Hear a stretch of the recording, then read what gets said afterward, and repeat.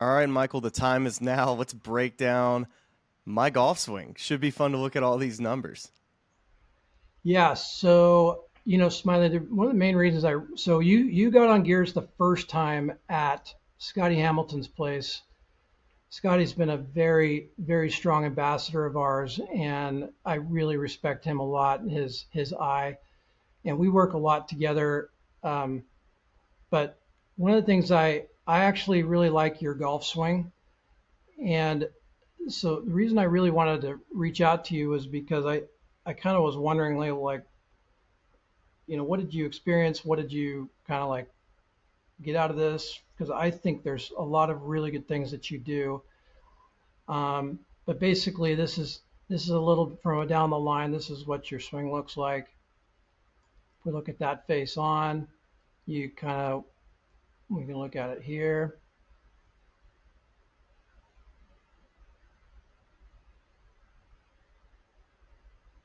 So So those it little allows us to lines. really th- kind of this visual tool allows us to kind of look at this swing.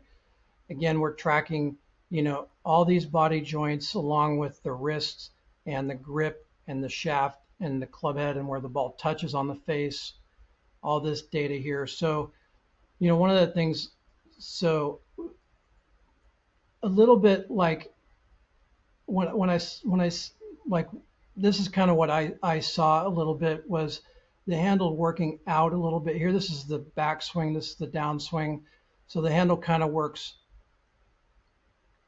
a little bit um, in here. It starts to push out a little bit. And if we look at your numbers here, the path was a little left. The angle of attack is almost 9 degrees down. And so it's just kind of a steeper blow at it. what Um, club is this? Is this is this a an 8 seven iron iron. that we had? It is Seven seven iron. iron. Okay. Oh, maybe it So was an an 8 iron. angle of attack of 9 is a little on the steep side, one might say. Yeah, yeah, and I think that's your complaint has been that kind of start left, kind of face closed pull a little bit, right? Yeah, short right misses and a face pull to the left, especially with irons. Right, right. So one of the things you do really well is you turn really well. If we look at your pelvis turn, you actually have more turn at impact than you do at the top of your swing. So that's a common thing that we see among all players. The other thing that we see is rib cage turn. So by the time you get to this shaft parallel, you're right in that, this is your rib cage. So at shaft parallel or last parallel, your rib cage basically is zero. And then we take you to impact, your rib cage turns about 25 degrees. So literally, like from shaft parallel to impact, your rib cage turns 25 degrees, which is awesome. And then if you'll notice here, this is your tilt or what we would call side bend. So you'll notice here that these numbers match each other, and that's what pretty much everybody on tour does. They match the turns and the side bends. If we had too much tilt here, not enough turn, you would be kind of in that stuck position. So your Hmm. hips are turning well, your torso's turning well.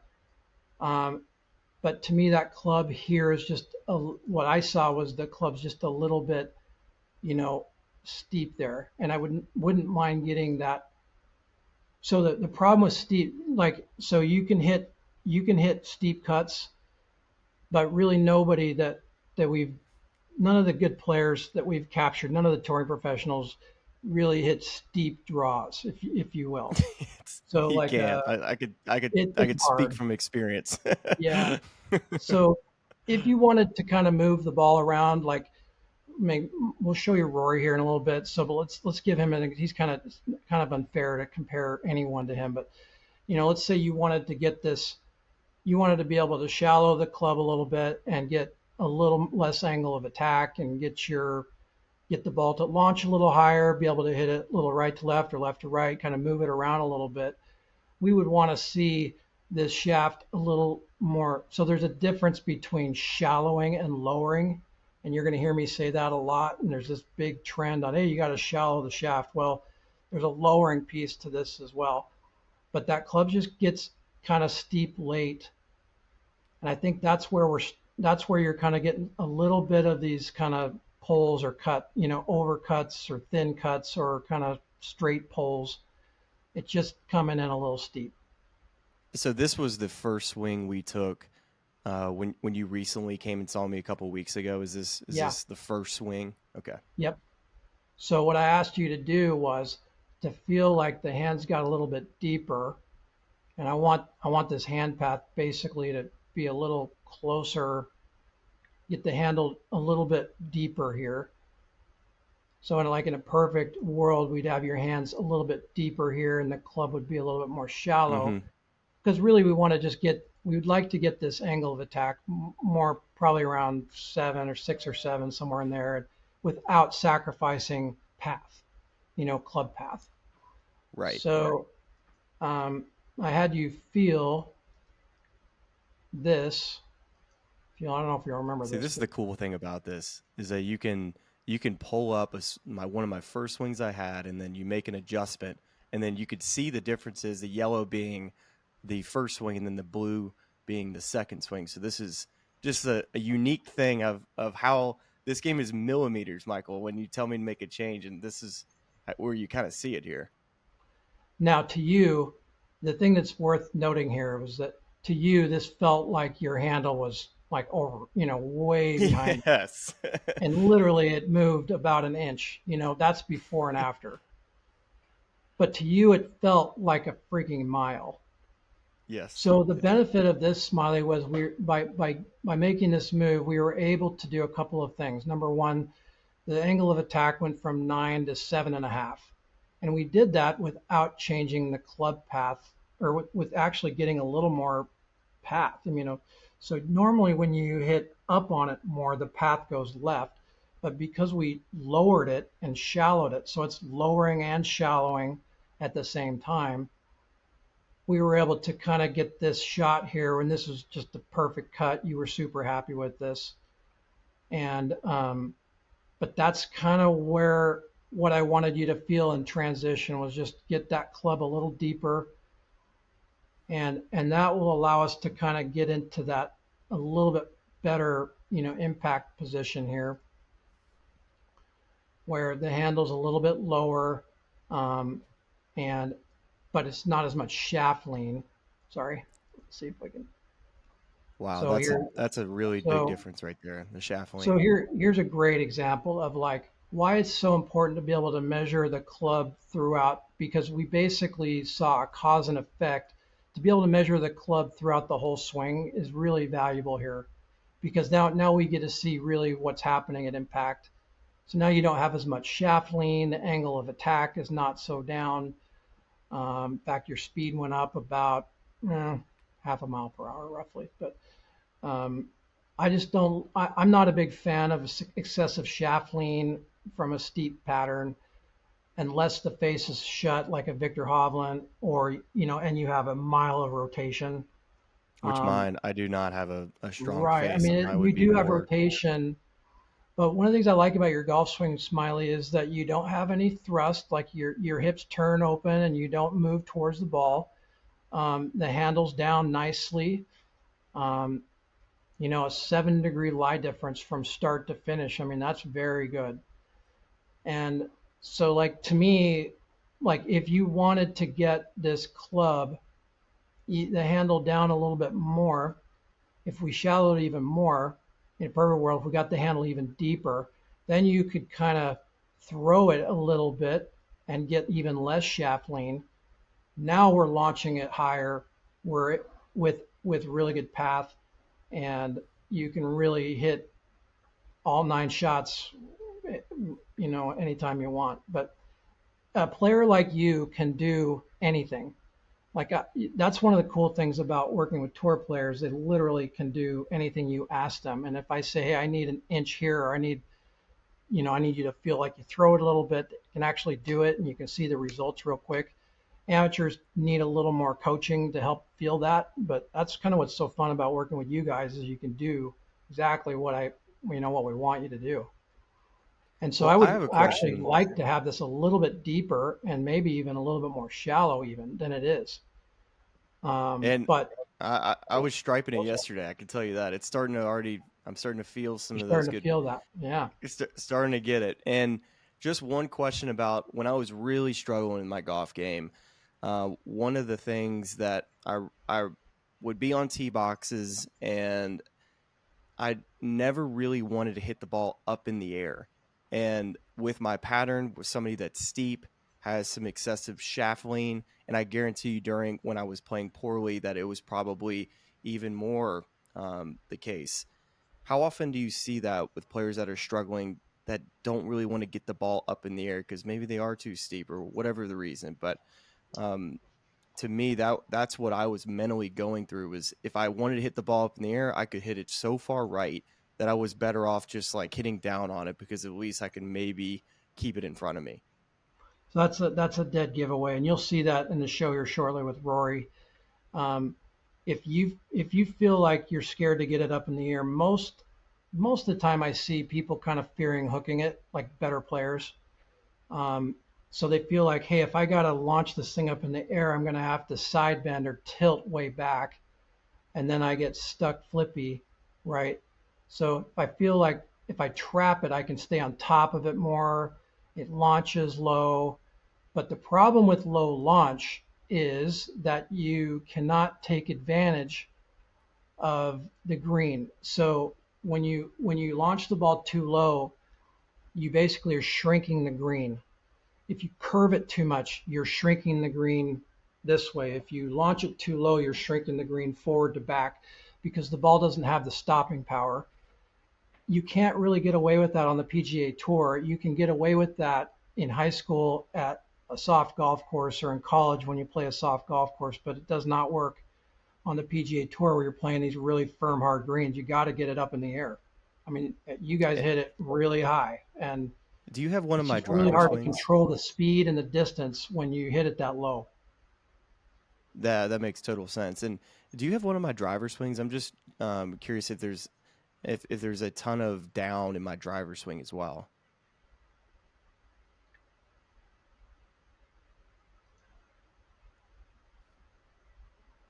Basically, zero path, and half degree. So this is like a nice little cut.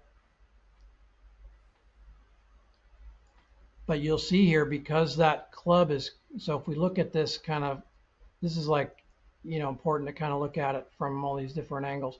This is a pretty common follow through trace, but the hand path kind of works a little bit out and then it runs out this way.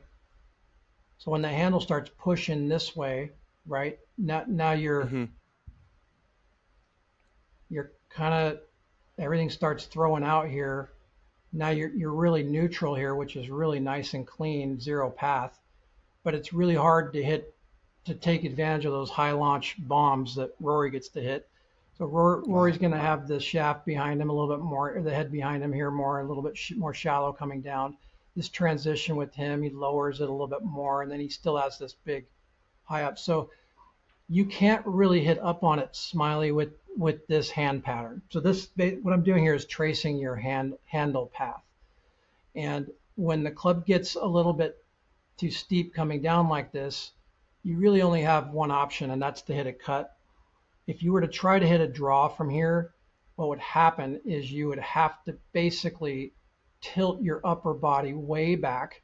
Hang So back. you'd have to over tilt and then you would have to over release it. You'd probably keep your right heel down longer. You'd get more stuck. And that's just not the right way to hit a draw. You know, we or to hit a high bomb or a high cut. Really, it's like it's just so you kind of lose two ways when you're hitting angle of attack is down. So that's why you feel that way. Like whenever you see angle of attack down, I look at that player and I say, here's somebody that's like kind of um, probably too steep, um, and he has to hit up on it. Like they have to back up and then they start hitting it both ways, push blocks or snap hooks, and it's better just to stay on top of it and hit that little low cutter. But you Right. rob yourself of launch and spin. So for example, if if you were able to, for example, get, we didn't lift one weight and your club head speed was 115 miles per hour. And we didn't change anything. We didn't go lift any weights. We just wanted to hit it farther. One thing we could do is get your angle of attack more up. But if we hit up on it more, your path in this case is going to go more left. So you're actually going to hit more of a cut and you'll launch it higher, but you would have to hit more of a cut if you did that. If we got the handle, if we got this club head behind you a little bit more and the handle a little closer to your body here, then we could hit up on it and we'd have enough club path to still hit up on it and not have it pull away left on you. So it's kind of hard to explain, but basically from here, I have to kind of hit down on it and hit a cut. That's really my only option here for you. And that works. And tour players do it every single day and they win money doing that. So you got to be careful making changes. However, if I were able to get your angle of attack up to, let's say, 3 or 4 without sacrificing your path, and I would have to lower the loft on your driver to probably 7.5, you would hit it probably 20 to 25 yards farther without changing your club head speed.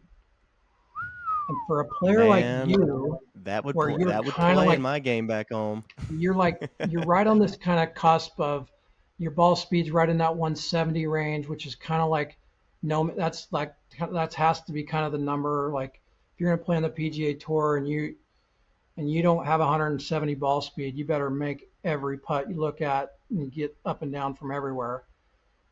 But if you're at 115 miles per hour, but you launch it really good and you don't spin it, you would actually get more distance.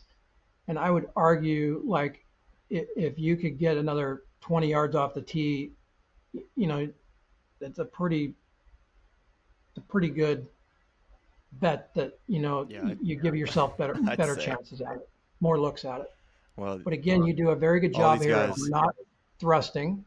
You do a very good job of not thrusting here. You're positioned perfectly to hit a nice little cutter here. But to answer your question, most people that kind of drag it and hit down on it like you, that's because the club's coming in too steep and they don't want to back out to try to hit up and hit a draw on it, or to back out of it, Well, because I'm then you introduce two misses, right? Block or snap hook, and that will not work. So you're telling me that Rory McIlroy he's not steep. He's not to me, when I watch him play, he can hit it to the moon. He can hit a driver as low as he wants to. He can hit it left, right. He can hit right, left. And it's pretty cool that you have Rory's golf swing on here, because it's so cool for me to look at, to see like what makes Rory such a good ball striker. So I'm going to give you a little peek under the hood here. This is kind of a unique look at Rory here. You'll see here that this is an iron swing. The driver swing's actually even a little bit more. So I'm going to tell you what I think his secret sauce is. So watch this. This is his backswing. So what you're going to see here is that you're going to see him actually do the opposite of what you do, Smylie. I'm not, I don't want to be too It's okay. critical. I can handle it. This is actually exactly what I want you to feel. So but this number for your listeners, this is what we call side bend. So, or tilt. So for example, if Rory was face on and he didn't have any side bend here, he would just be in straight forward bend. So if he just went straight forward bend, you add side bend to get rid of the forward bend. So this is basically how much his torso is tilting. So we're going to look at this really carefully. This is kind of a myth buster. Now, top of his swing, this number is 40. Okay, that's how much side bend his rib cage has. Okay, now watch what happens as he is going to lower this club. Okay, this is going straight down. This is not moving the handle way out here like a lot of people are talking about these days, right? So watch what happens to this number. So top of the swing here, so 40 degrees, right? As he lowers it, he increases his side bend. Whoa. Now watch what's happening here. I'm going to explain this best I can. So he's actually staying about the same. So what he is doing is he's basically lowering the club from here to here without tilting backwards. I'm going to give you another look at this. This basically represents the middle of his rib cage. This represents the middle of his torso, the top of the swing. Okay, so all you guys have this in common. Every tour player, we'll get into that later, but every tour player that I have captured, and it's a lot, from the top of their swing to left arm parallel, some people call that position 5, they actually get their torso on top or in front at left arm parallel. So in this case, Rory is in front of the torso here, right? But back to this. So what he's going to do is he's going to increase, he's going to basically get that upper body, he's going to recenter, if you will, the torso and the pelvis without tilting.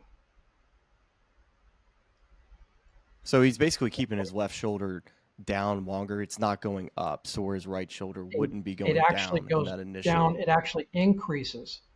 Now, if you look, that's exactly right. Yeah, so that left shoulder stays down while the handle's going back. Okay. So here we go. This is the best ball striker, probably, one of the best of all time. He is lowering the club. He is not pushing the handle out here to shallow the club. He is lowering the club, and the club is basically just kind of riding along with it. Now about right here in the downswing is where he starts to get rid of that side bend and increase his forward bend. So to me, that's the magic move for Rory. Or to simplify it, the handle goes down without him tilting back. So maybe if you can see me visually here, sorry, I don't have a lot of room here. He basically lowers the handle without tilting. Or from a face-on view, he lowers the handle without doing this. So he's not trying to get more club path by tilting his upper body back. Does that make sense? Well, Michael, wouldn't it be normal for a human to think out of the top? It's like, I want to hit the ball up in the air. So what I'm going to do, let's say somebody has that club depth like you're talking about, and a lot of people try to hit it up in the air from the top. So they start that right shoulder getting low and the left shoulder getting high out of the top. So that's early side bend. And you're telling me that Rory McIlroy does the opposite. He actually increases the other way. So he's still going down with that shoulder. And then eventually at P5, where his left arm is parallel, now we start going back the other way, where he can basically just turn and burn, and why that he can hit his driver so hard. I know this is an iron here, but right. So here we go. So remember your club. So if we look at Rory from, so this is why 3D is kind of cool, because like for example, if he was aiming over left, then it would appear like the club. So let's say he was aiming left, then it would appear like the club is more behind him, or if he was aiming right, it would look like the club's more out in front of him.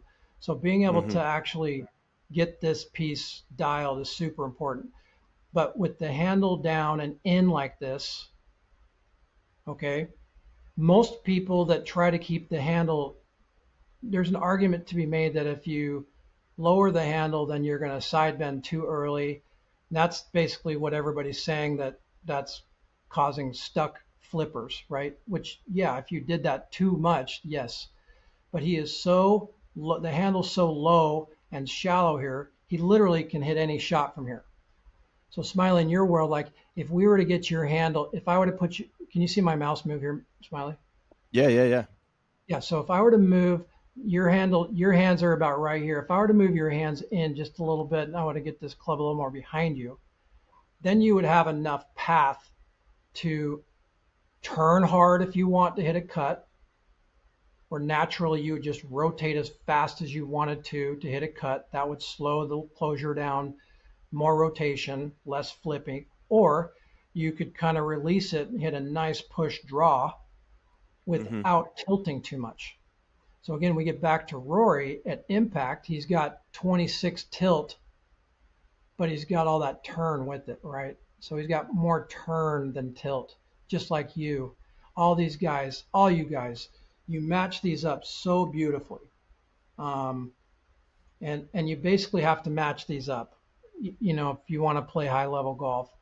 Um, I'm at a tournament right now, and there's a kid that's like has like 28 turn, but 12 turn and like 28 tilt, and his shoulders are shrugging like this, and he's getting no torso Hmm. rotation, and he's hitting it everywhere, and he's trying to basically hit draws when you can't hit a draw, stuck draws, right? Nobody hits stuck draw, nobody hits steep draws, so he's kind of steep, and he's trying to hit this draw, and it's stalling him out, making him raise here, runs out of room, got to flip at it, So and Michael, so is this that you do this so one of the well. first things you look at when you're helping someone out, when you're trying to dissect, okay, why is somebody struggling? So this is this side tilt and what's the thing below the chin again? That's those This pink is this numbers. is rib cage. That's the center of your rib cage. So I'm looking at this. That's a great question, Smiley. So I want basically I'm looking at the club face first. I want to see how the player is moving the club face around. So I'm actually watching the face in transition. Most amateurs are opening the face at this point in the downswing. And then they have to basically stall to close it. It's too steep. So I'm just kind of watching the face, the journey of the face. The face is the only thing that's going to touch the golf ball. So I really want to see how the player is manipulating the face. So this all looks clean to me, right? I'm looking for last parallel. I want to see that rib cage almost zero. That's super important. Average amateur is about 10 degrees closed here. Wow, So 10 their degrees rib cage, closed. if you look from above, their rib cage is still pointing wherever here. His rib cage is, basically zero. I'm also looking at turns of the pelvis, like you'll see at the top. Rory at the top of his swing is at 38. Women LPGA really struggles with this. I see this very common problem where LPGAers get too much hip turn and then they can't Hmm. get back to the ball. But if you see like Rory here, like you at the top, he's right, you're about the same as Rory here, 38, 39, somewhere in there. And then at impact, he's got more turn than he did at the top of his swing. So most amateurs actually turn more in the backswing and then they don't turn enough on the downswing, mostly because the club is out of position. It's coming down too steep and they have to stop turning to allow the face to close. So that's kind of that's my journey of how I analyze this. But I also know because he can turn, he's got enough path now that he can turn as hard as he wants without the club path getting way out of control. And he's only going to be hitting 5.5 down here. I mean, Wow, so that's he's five and a half really, down. This is a these are seven little, iron. yeah, it's like perfect. Oh That's why he wow. can And hit it so I freaking was like high. 9 down. Yeah, that's why Rory can That's hit it so high, right? He doesn't have to have excessive shaft lean. If he wants to hit a draw, he'll probably put it back in his stance, and widen his stance a little bit. When he wants to hit a cut, he'll put it forward. He can literally call everybody from the phone book from here because of that initial I trend. So love that's that why I term. call Call this everybody from the phone book. so to me, this is the secret to really where I consider like these elite ball strikers, just guys that cry, like, you're right. You're close in there, even though you're not playing a lot of golf right now. I mean, you have a lot of great stuff going on.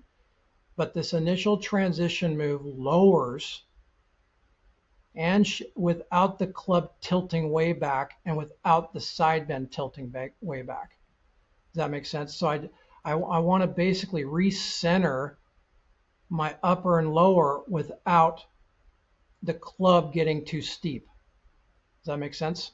Can you humor me and put myself next to Rory? Is that a possibility or no? Okay, so basically, Smiley, the benefit of having that kind of more shallow move right here, because you were coming down a little bit steep, you need a more shaft lean to keep the club from going way left. So like here you have, at impact, you have about 10 degrees of shaft lean. Rory has about 8. Um, and Wow. so that's the problem with getting a little too steep is that you have to lean the shaft to keep the path from going way left. Or Right. if you want to be like Brooks Koepka and be kind of steep, you can just hit cuts. And But he's that's got a kind of strong the face. you got to have like a Victor Hovland, right? Those guys all kind of have shut faces, So those guys that are steep, like Cam Smith or Rory or Victor, they're a little on the steep side. They're all kind of shut, but they can DJ, a great example of that. They can kind of only hit cuts. They should never try to hit draws just because they'd have to stall out, and hit that. But this is where I'm trying to compare you. I don't want a lot of shaft lean because that lowers the loft, and it the only way you can get it up in the air at this point is for you to basically tilt back or to throw it earlier. That would make the Throw it. path go more Just throw left, the crap out of it. right? That'd make your path go way more left. So again, I come back to that same kind of thing where if we could get this club to kind of lay down a little bit and kind of lower without the tilt, we get that angle of attack yours down to, you know, 6.5 or 7 even like that, and without moving your path. I mean, I think that would just be huge for you. So I'm glad to see that you're Well, having some results there. definitely seen some early results, and man, it's cool to look at Rory swing under the hood. I think he's driving a nice car based on what I'm seeing here. But there's Yeah, other there's just players some too that we want to great get calls. to, and Cam Yeah. Smith would be the next, and he's a player that you just mentioned being a little on the steep side, struggled with the driver, and the fix that y'all made by this gear system helped him win 5 times, win the Open Championship. So there was something that y'all found with Cam Smith's driver, and what was it? Okay, so Cam does not, he is not a feel, or he is not a technical person. He is as you can kind of tell from how good his short game, he is not a player that likes technical swing thoughts. He just, and so after the Masters last year, he basically lost that tournament because of his driver. And if and statistically, Cam was like 140th in driving, but he's one of the top 10 players in the world. So he's elite from basically, his 7 wood is the best. I've never seen anybody hit a 7 wood as good as he did. So about 7 wood through lob wedge, Cam Smith is as good as anybody. But that driver's really giving him some bugaboo. And so when I first met him, his coach Grant Field is like a just absolute gem of a guy. He's like, man, is there any way we can measure this? We gotta figure out driver. And so Cam kept saying, hey, I want to hit a draw. I have to be able to hit a draw. Like on number 10, I don't know where it's going. I stand up on that tee, and he literally looked at me and just like, he's like, I have no idea where it's going on 10. Blocks, snap hooks. So anytime he tries to hit on a right to left hole and he tries to hit a draw, that is where he is really struggling. And I did some research and I figured out on left to right holes, he's like, and he hits a perfect little cut. His little cutter is so freaking good. But on left to right holes, he was like 35th, 36th at the time in accuracy. And on right to left holes, he was like off the friggin' golf court, like not even on the chart. It was so bad. So if you kind of look at his golf swing, so my job is to like help him without giving him any swing thoughts. So my hands were really tied here. Like I'm not allowed to change the grip. I'm not allowed to change. Graham's like, I just want you to take a capture and show me what you think. So if you kind of look Cam here, little shut coming back, okay? Then he starts to really bow the left wrist, right? So it's not Wow. super bowed here, Look at but that. right here is where he really starts to flex that. You can kind of see that, a little bit Yeah, here, I've never noticed that. right? So pretty shut, right? And so that happens a little bit late in his backswing. And then his right elbow folds a lot and he gets that club really shut and across the line, okay? Now, this position, every human being that does this, like DJ or maybe even Brooks a little bit, they hit cut. David Duval maybe a little bit, something like that. They all hit cuts from here. Everybody can hit a cut from here. If you were to try to hit a draw from here, like literally, Cam Smith is thinking to himself, "I got to hit a draw." The face is already shut. The club is laid off, so it basically reroutes beautifully. Super, like the hand path is pushing out. The club's nice and shallow here. The face is pretty closed-ish, coming in. So what would Cam Smith have to do here to hit a draw? He would have to basically tilt upper body back, and he would have to release it. But you can see from right here, this is his really good move. He just turns the corner super hard, just releases it super hard. So this is his follow through, this line And how right here. pretty is that? So good, right? So he's in a position like the club really lays down nice because it's across the line and it comes straight down. The handle comes, this initial move, a little bit like Rory, comes down straight beautifully like this. Then it's going to start to push out. This is where the club's going to start to get steep in here. Somewhere about right in here is where the handle is going to start to get steep. And then he just friggin' rounds that corner like a mofo, right? Just beautiful. So here's face on. And he turns, he has more rib cage turn that last parallel Well, he than has any to because the torque face is shut, Exactly, right? He right? has that He's got to shaft keep turning. got to keep turning, and he's got to have some shaft lean here. So these are not things that I love, but if you're going to be shut, that's what you have to do. If you want to play this game if you want to make $1 playing this game and you're shut, you have to basically hit a cut and you have to lean the shaft a lot here. So this is a very low closure rate, perfect little cutter here. So what he did was he's like, I gotta hit a draw. I'm on the 18th at Sawgrass. I am so freaking scared of that shot. I can't even tell you. Like I have to. If I hit a cut, I'm in the trees. If I turn it over, I can. He's like, I don't even know what to No do player on wants that. to start it over the middle of that water. I can tell you that. Right. I no, mean, no cutter Cam's like, likes starting okay, it over the middle of that water. But let me tell you something. He knows that if he pumps it into those trees right and chips out, he's got a very good chance of getting up and down from 70 yards. Like he's very confident in that. So he's like, I'll just pump it in the trees right, chip out, and get up and down for par. Like that's how confident he is in his short game. So basically, my job, so I can't fix his grip. I can't change the wrist conditions. I can't open the face. My hands are tiny. Like I have to hit a draw here.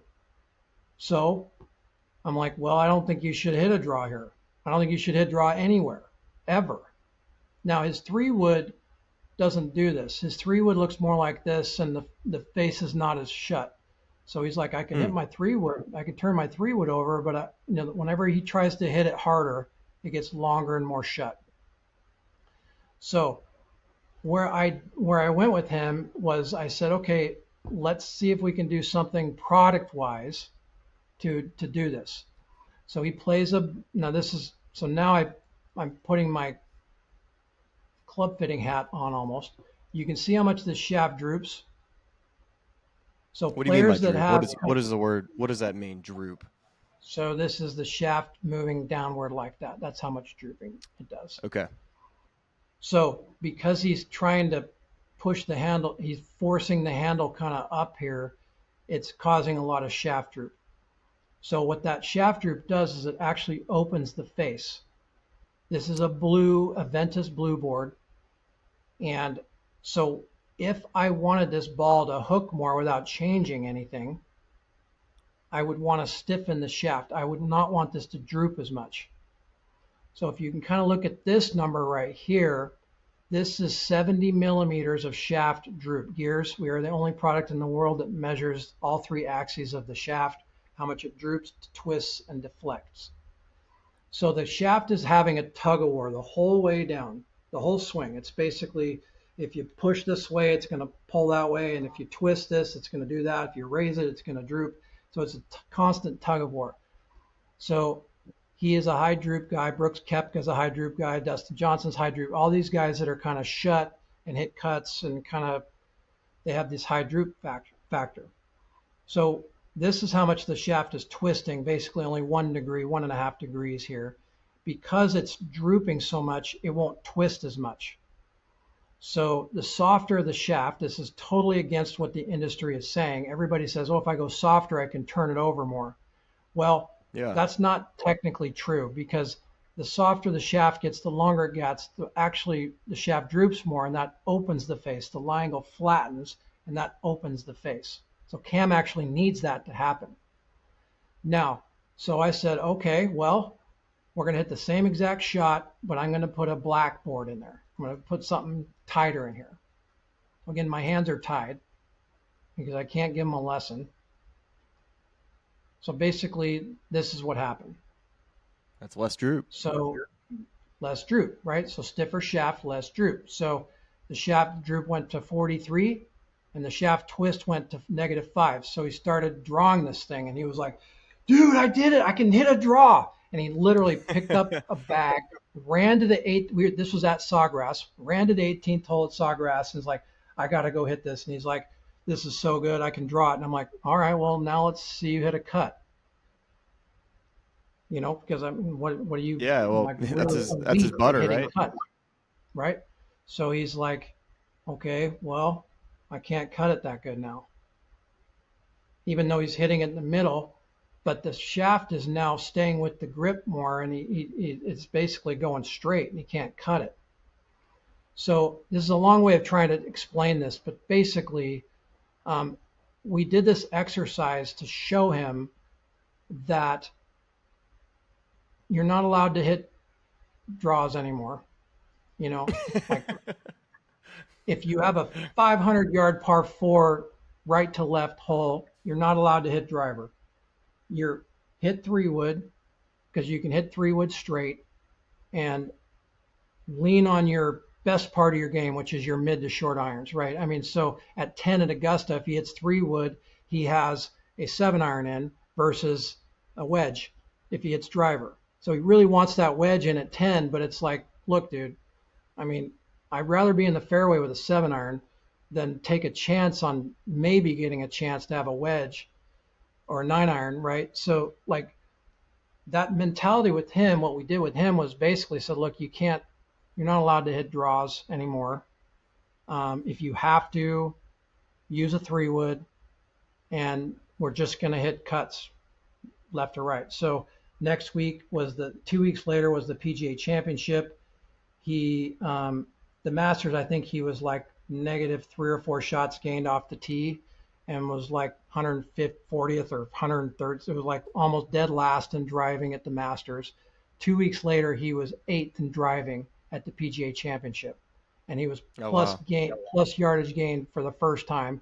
And we didn't change one thing other than no draws. Can't try to draw it. If you have to draw one, you hit a 3-wood. And then he had the worst putting week of his life at that tournament, best driving week of his life. So he basically had 2 weeks, just goes like complete opposites. Flip flops. But then he went, he didn't go below 50th in shots gained off the tee. And he won 5 times last year. I mean, he won the British Open, and I think he was 35th in driving at the British. A lot of 3-woods off the tee, and just lean on what he's best at. So I'm sorry it took so long to kind of explain that journey, but that's a good example of like fascinating. Great player trying to do something that no human should do. It would be like telling Dustin Johnson to start hitting draws. or I'd have to say, hey, Dustin Johnson, Yeah. if you want to start hitting a draw, we're gonna get rid of the flex in your wrist and we're gonna start to release it. You'd probably ruin his career. He'd never make a cut again, and you'd show up at your door with a shotgun, right? I mean, so like this is Cam Smith, it's who he is. Changing this would be totally like heart surgery for him. It would be so invasive, it could ruin his career. Now, if he was 16 years And I old and think doing that, this, I would change it, but not now. and I think this is why Gears is so good. And from a player's side, so often when you can't hit a shot or you're looking to make a change, you go to a new swing coach and they alter at times. Like you said, you weren't allowed to make a change.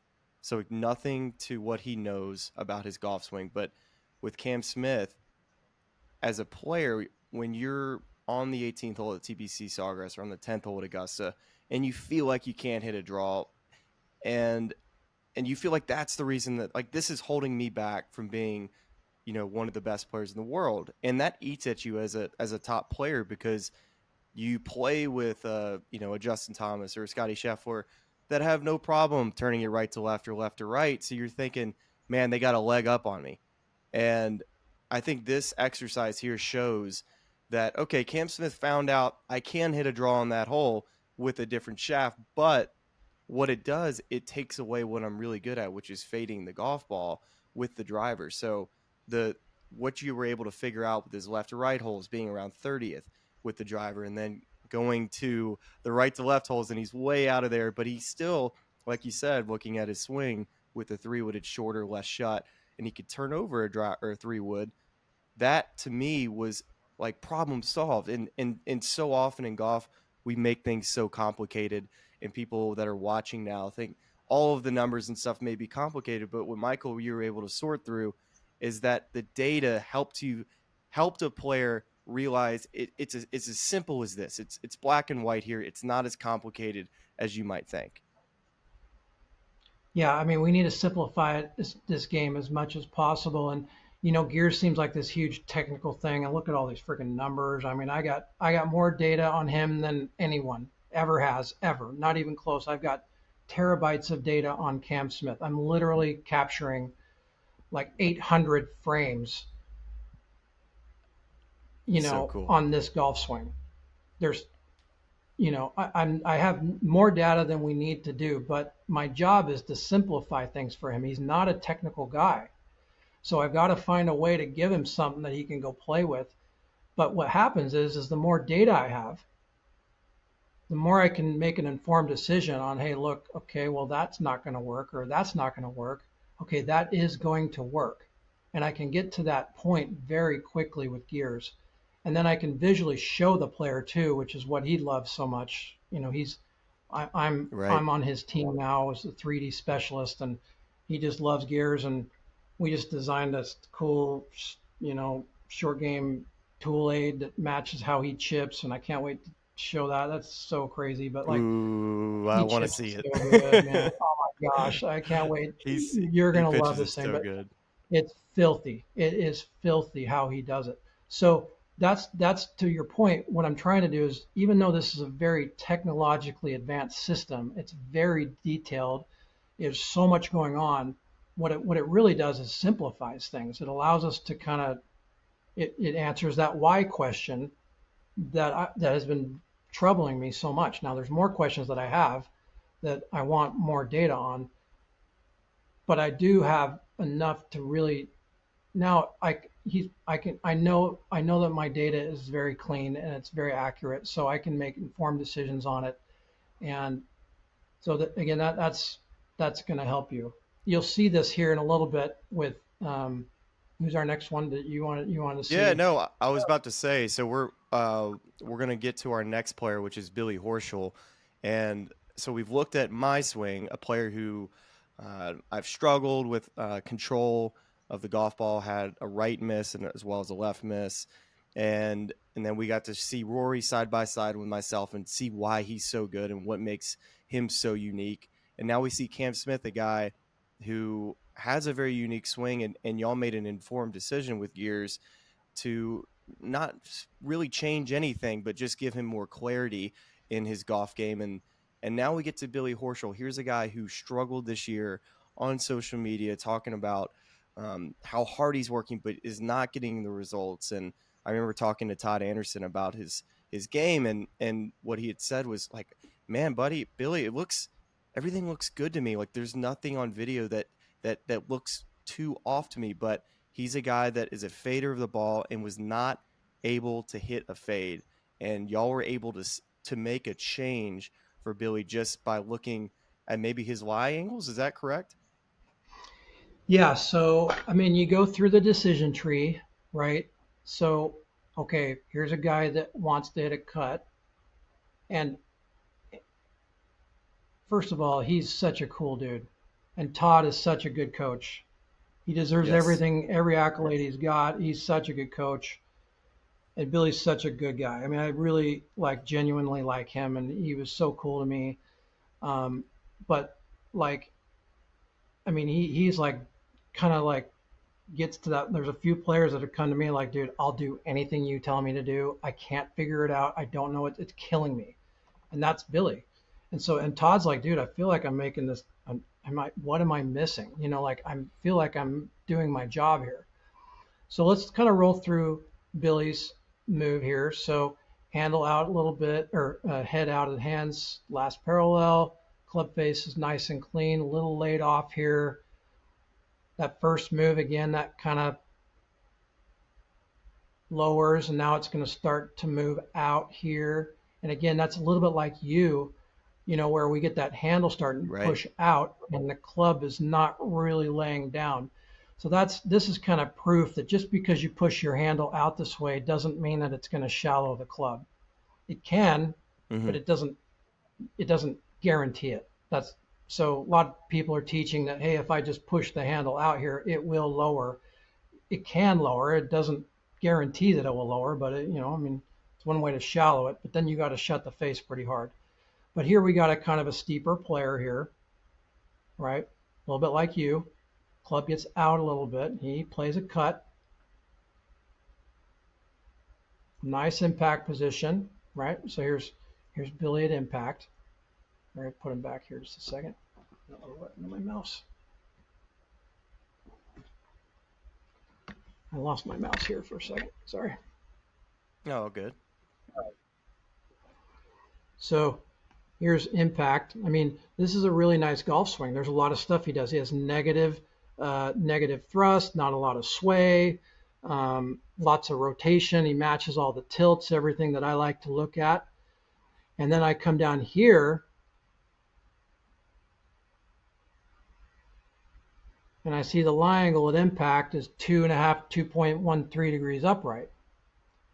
So again, that's the face angle. So the lie angle is the face angle. So, the face angle can do this and it can do this. So it can open by toe down, or it can open by leading edge opening. There's a Right. lot of, it's a tug of war. I mean, it's moving in three directions nonstop. So in this case, we've got, sorry, turn this on and off here again. I got to get this mouse working. Well, maybe not. Okay, so basically, I asked him the question. So this is, he didn't tell me. He did not tell me that I'm having a hard time cutting my wedges or my 8 and 9 iron. He did not tell me that. I had to actually fish that out of him. Really. And so this was a 7 iron, and he's hitting it off the heel. You kind of see here I see the you heel know, hit. I mean, it's dangerously close to right? the So I mean, he's Haas. basically living on here. So he's getting some gearing effect and losing ball speed. It's a nice Wow. pattern. It's just, All of the it's hits are right not there on the where it heel. needs to be, right?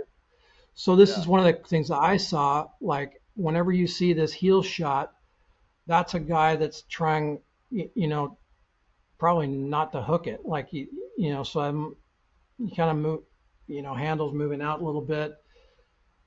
He's not thrusting. He's at negative pelvis thrust, and so it's got to be like what the heck is going on here? Like, so I asked him, I was like, are you having a hard time cutting your mid to low irons? And he's like, yeah, how'd you know?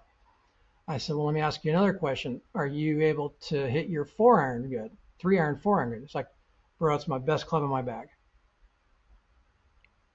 I'm like, Huh. okay, That's how in the unusual for a guy hell that's is a struggling. 4 iron the best club in your bag? Like, he's like, I'd rather hit a 4 iron right now than a wedge. So that's a red flag. Like, immediately knew that.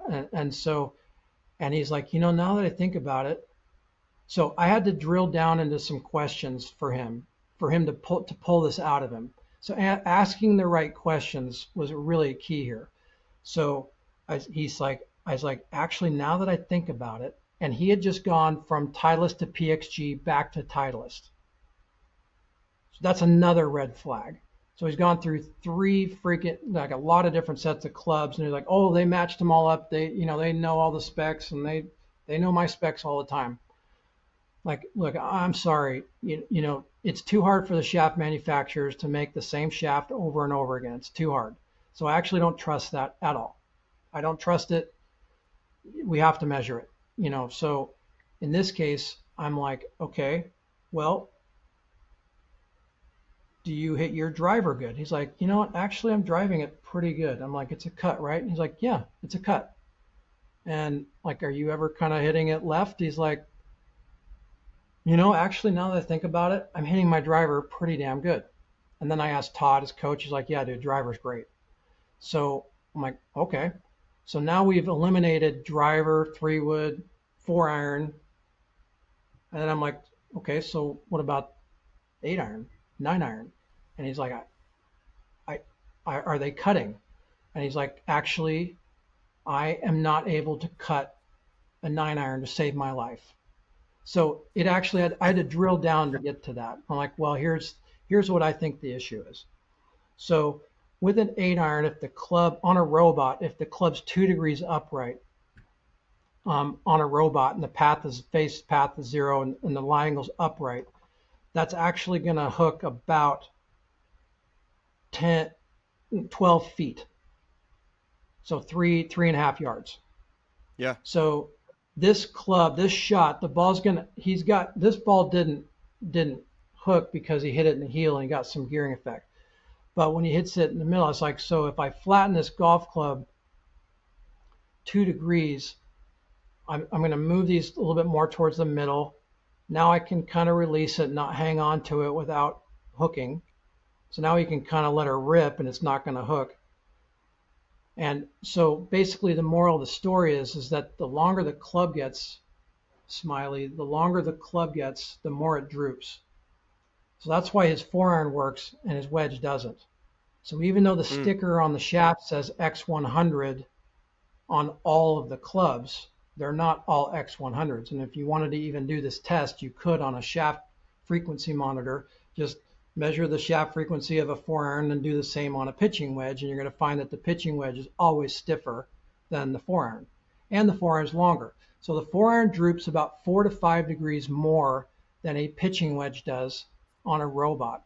So that's kind of how I figured this out was, okay, well, he's trying to hit a cut, but the club is really upright. It's draw bias. And that's why his 4 iron works, because the shaft's drooping more and the face is opening more and it's cutting. So I said, after 4 swings, I said, dude, we need to bend all your golf clubs to 60 degrees. And your 4 iron right now is 60 degrees, bend everything to 60 degrees. Wow. So what was it at? Was it like 64 or something this like was that? the day before this was the day before the US Open. So this was 2 weeks after his kind of meltdown on social media. We got him on, which I totally found very authentic and cool. But like, so this was the date. This is the Tuesday of the British Open in Los Angeles. We filmed him at Brentwood Country Club. So basically, I said, what I want you to do is go to the tour truck and have all your clubs bent to 60. And the reason I call this the nipper curve's my nickname. Basically, instead of your typical wedge, your typical set of irons from the pitching wedge is 64 degrees and your 4 irons about 59. So there's about a 5 degree difference in lie angle between your 4 iron and your pitching wedge. So to compensate, now he's hitting his 4 iron perfect, which was right around 60. So that's the number. Like that was his number. So now I know that if I flatten everything else to 60, all of his clubs to 60, that will compensate for the shaft droop or the lack thereof with the wedges. So the wedges don't droop as much, therefore they need to be flatter. The long irons droop more, so they need to be more upright. So you basically end up kind of bending the lie angles to match or to compensate for the amount of shaft droop. Wow. And that's something that we measure very accurately. We do it on robot testing, phantom cameras. Like you cannot get more accurate data on this than with gears. And so literally like that afternoon, he runs out. Instead of bending them, they just build him a new set of irons. So he played that week and he made the cut. And he's Listen, like, dude, that's the best. making the cut after what he was going through at a U.S. He Open missed is 5 straight cuts, right? And then a couple weeks later at the Wyndham, he almost won, right? I mean, he was right. He was leading after day 3. The statistics, though, really begged that out. And what the goal with him was like, look, dude, you're doing everything you need to do. I don't. He doesn't. You can see here, he doesn't have a lot of sway. He doesn't have a lot of thrust. He doesn't have a lot of uh, uh, uh, um, yeah, he doesn't have a lot of pelvis thrust. He doesn't have a lot. He land like this surfing thing, like I was telling you about. He does this perfectly, right? That he centers up nicely. The club's a little bit on the steep side, but not too steep. The handle's out here a little bit, but the club's shallowing just a smidge, right? And that's gonna, but that's gonna, he's gonna get rid of that fast here. So it's a cut pattern all day long. So basically, all we did was we basically flattened his lower irons, and now he's hitting these high cuts and like lights out, right? He's such a good putter and drove it great that week, hit it great, and his putter just left him on at Wyndham. So I mean, he had a chance to actually win that tournament. He was one shot back wow. coming into the last hole, and he had a chance to win that tournament without putting good. But statistically, he was like tee to green that week. He was like fifth, I think, and like his putting was last day putting was bad, but like putting was really good. But like he hit it great that week. So and he didn't miss any cuts after this. So this is a really good example of like in this case it was a club fitting issue, but we needed to look at the whole body and the whole mechanics to kind of you know find that conclusion. I mean, that's incredible stuff, and I know how hard Billy was working. I saw him week in, week out, and Oh yeah. similar to like Cam Smith, where it's like I can't hit a draw, and when you're on the range beating balls and you can't hit a fade with a 9 iron, I mean, like you said, it's a huge red flag. But when a player, especially with a 9 iron is a very easy club for a high tour player to be able to hit shots, manipulate because the shaft's not as long. It's easier to hit some shots. You can Yeah. even with just some hands of manipulation. And the fact that he could not hit a fade, like you said, huge red flag. And when I look at all of these examples, I think it's a good mix of, hey, here's something that you can change in your golf swing to help out that gears can help you with. Here's why somebody is unbelievable what they do with Rory, and then you have Cam Smith with the driver where you're able to kind of tell, hey, we can change the drooping of the shaft for you to help hit a draw. But you come to the realization, he's like, you know what, I'm pretty good at hitting a fade. Let's just turn over the 3-wood. And then Billy Horschel here at the end, just changing or flattening some clubs out there at the bottom of his set. Now he's able to hit a fade, but it's a pretty dang cool system. And I think the last It's a real question testament. that, Go ahead, sorry. yeah, no, just the last question I wanted to ask you, and I'm sure there's plenty of people that have watched all this that are just fascinated by all the data, but in all of your years and all the data that you've recovered, what would you say is the biggest issue or just things that you can't do in a golf swing to be any good at all? So what are some things that, whether it's a good player, bad player, what's the thing that you've picked up on the most that you just cannot do in your golf swing? Okay, I'm going to give you three because I don't want to. I can give you a lot, but there's some things that I call non-negotiable, like things that are like that I don't see any tour players doing. The thing about that I have figured out is nobody does anything the same. There's no scenario where, oh, all tour players do this. They all do. You cannot say that empirically. That's because it's not true. I mean, every player has their own footprint, um, and but there are some things that there's windows of success, like corridors of success. I've heard it called before, windows of success that I think all players have in common that most amateurs struggle with. First of all, I'm going to show you this one from above. So this right here, as you're seeing, is the trace of Billy Horschel's pelvis. But I'm actually going to bring up the tour average so that you can kind of see. So I've created a tour average. Basically, it's always in flux because every time we capture another player, we have to update that. Okay, so basically, if you see, if you kind of look, sorry about that, let's make it this color just right. Okay, so this is basically the pelvis trace right here of the average tour player. So you see that they don't sway off the ball a lot with the pelvis. And they don't move that dot, this guy right here, they don't move this towards the ball. Okay? And you'll see it impact. He has negative thrust. So if I were to put up this cool visual tool of, it's around here somewhere, vertical plane from behind, you can see that the butt basically this is the average tour player, right? And the deviation is very low on this, meaning that it's only about 1.5 inches. So there are a couple of tour players that have like 1/4 of an inch of thrust, and some have more negative thrust, but on average, they actually negative thrust. So basically the butt doesn't come off the wall. How about that? Is that a good visual for you? Yeah, yeah. No, that's a See great that? visual. Scotty Scheffler is like the All right. anti-thruster. If there's Right. like a prime example Exactly. of somebody that doesn't That's a thrust. great example. That's a great example. Um, so that's basically the one thing that's non-negotiable. So the other thing that I noticed is that amateur tour players stand really close to it. Amateurs stand far away from it. So a tour player will stand really close to it, and they'll actually move. They'll actually move away from the ball, like torso. Everything's moving, this direction. Okay. Other thing that I see tour amateurs really struggle with is this transitional move right here.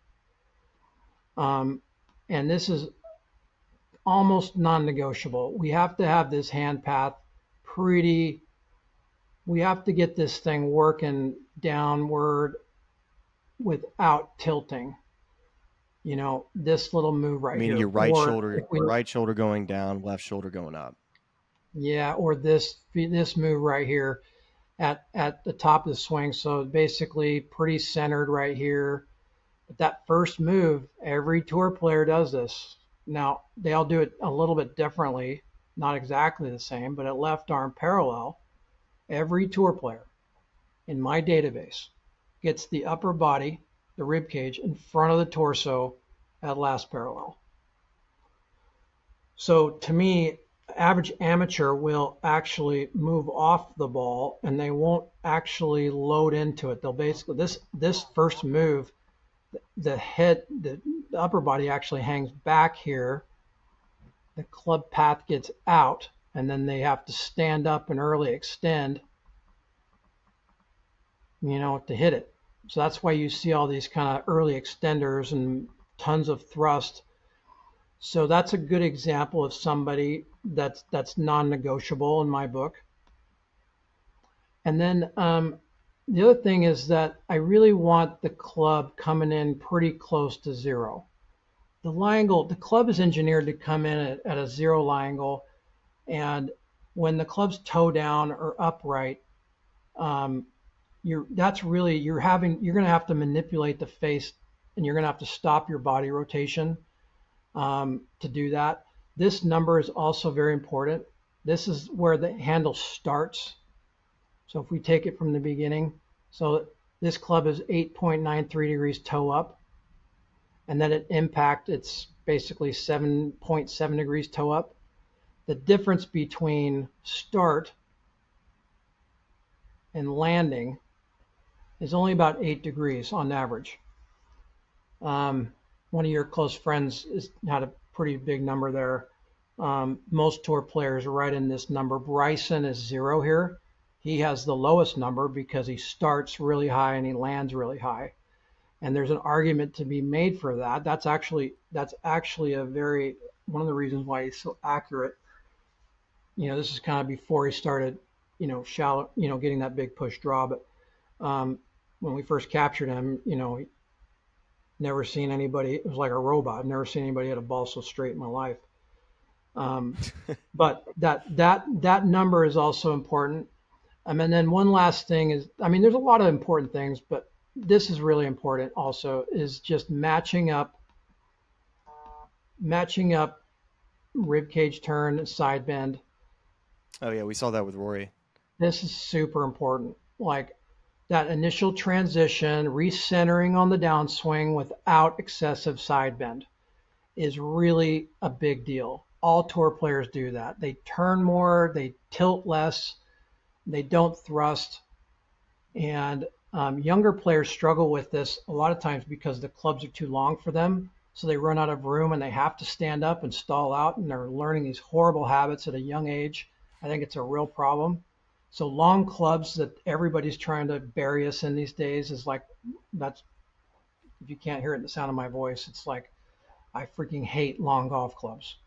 And unless you're like T-Rex and you have, your arms are really short, but it just, there's really no reason to do that. And it just causes all sorts of problems.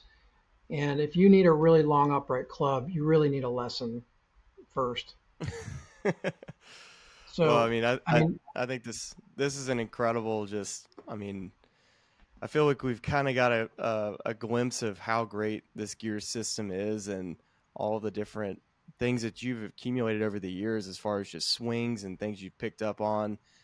And to get to look at some of these swings and some of these stories of how tour players, they've been able to find their games again. And heck, I could be me next. I might be the next guy where it's like, gears really changed my outlook on the game of golf. And it's an incredible system you have, Michael. And I hope that it continues to help not only pros, but amateurs that are listening, that they come and stop by and find a gears near them to where they can get a lesson and figure out, maybe it just was my golf clubs were too upright, or maybe it was the shaft, or maybe it is just one thing I can find in my golf swing.